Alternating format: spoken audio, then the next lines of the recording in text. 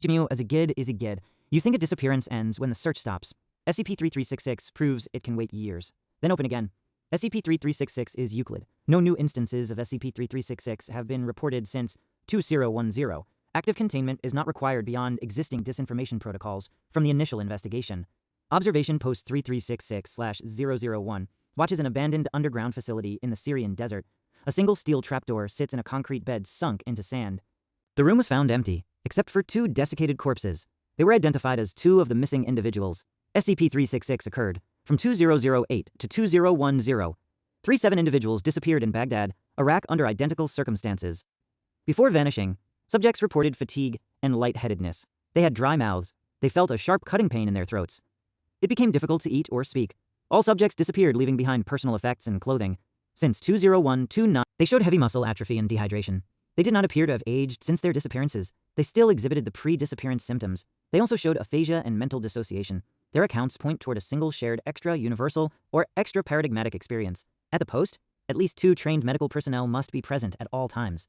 They attend to any subjects manifesting inside the facility. They prepare them for immediate transport to Site-52. After questioning, Dr. Sufyan M. at Site-52 warns that stories have power. He says it's worth reading the whole thing through before conclusions. He notes 3 patients were discharged before analytics reported the tome's significance. He fears it's too late for the rest.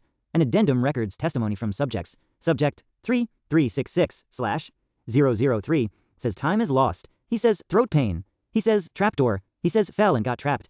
He says help and prince. He says his mouth is open, but he cannot speak.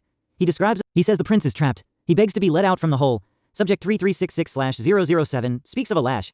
He says she is everywhere. He says she is quicksilver and ice.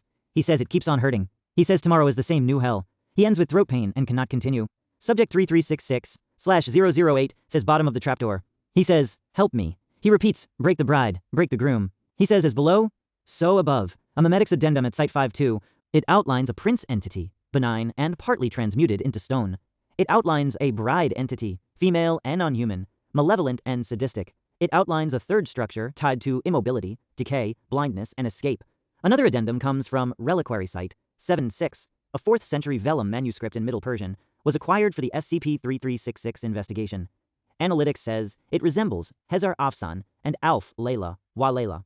They say this version is gripped by inevitability and permanence. And they say a court physician is imprisoned for forbidden magic called bone conjuring.